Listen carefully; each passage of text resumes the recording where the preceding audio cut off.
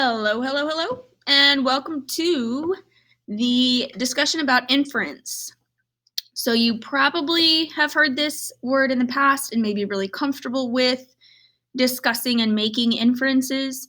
But today we're going to dig into how we make those inferences so that when we hit texts that we are less comfortable with or don't understand as much about the topic that's discussed in the text, we can still make inferences.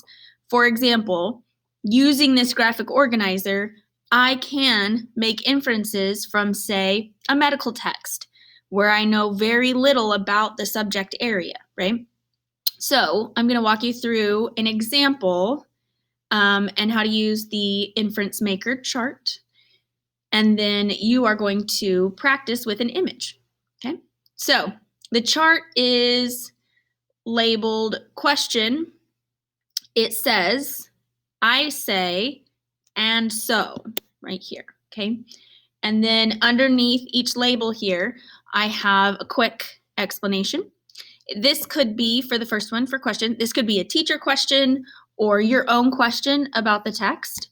And so, for example, we're going to use Goldilocks and the Three Bears. If you've never heard of the story, Goldilocks and the Three Bears, it's about a little girl whose parents, I guess, don't love her and or don't care what she's doing. Very interesting. My phone's lighting up, sorry. And let her wander off into the woods, into a house that talking bears live in, like humans. And as these talking bears have left to take a walk while their breakfast cools, and she wanders into this house and starts touching things and playing with things.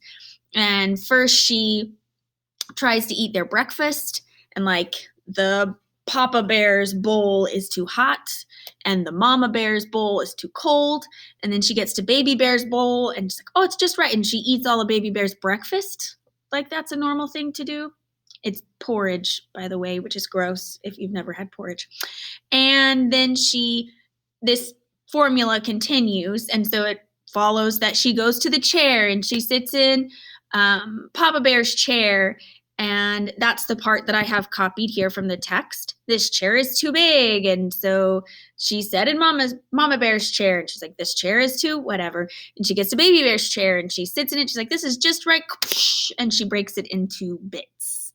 And then she continues on to go lie down and take a nap in one of their beds. Because again, if you're breaking into a home and eating their food, you should definitely stick around to see what they say when they get back. And lays in Papa Bear's bed, doesn't like it. Lays in Mama Bear's bed, doesn't like it. Lays in Baby Bear's bed, just right. And then the bears come home to eat their porridge and their breakfast has been eaten out of and their furniture is destroyed. And the random weird little child is still sleeping in one of the beds and like, what the crap are you doing? And then she runs away. That's the story. I'm uncertain as to the purpose of this story, but there you have it. That's the story. So all of that to say, we're going to use that story as our example. So the question would be, why did Baby Bear's chair break when Goldilocks sat in it? You and I probably, upon hearing the story, made that inference in our heads without even thinking about it, right? So using this graphic organizer, I'm going to break apart the process that your brain went through so that you know the process. If you know the process that your brain has to go through to make an inference, then even when your brain isn't making that inference all on its own, you can help your brain along, right? You can still make an inference even if the text is difficult and you don't know the topic, okay? So it says, so we have our question, why did Baby Bear's chair break when Goldilocks sat in it?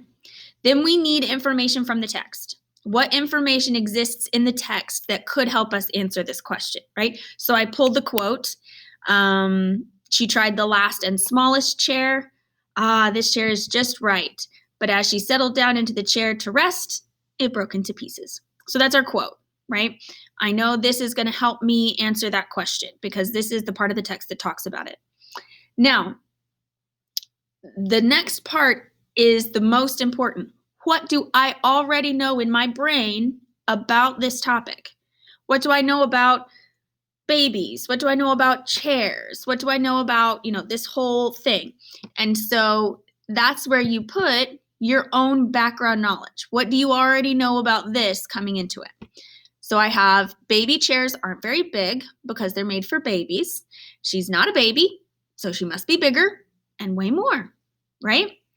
I know this seems very like, why are we doing this really thing whenever I could already make an inference? But I want you to understand the process your brain goes through. Your brain looks at the text, your brain thinks about background knowledge it already has about this topic, and then it comes to a conclusion, an educated guess, an inference, right? So that's where we put and so. For example, Goldilocks is too heavy for Baby Bear's chair and it broke from her weight. So if you would, scroll down, and what you are going to do is use this image. So you're going to use this image and follow the same process to answer these questions. Okay? Good luck.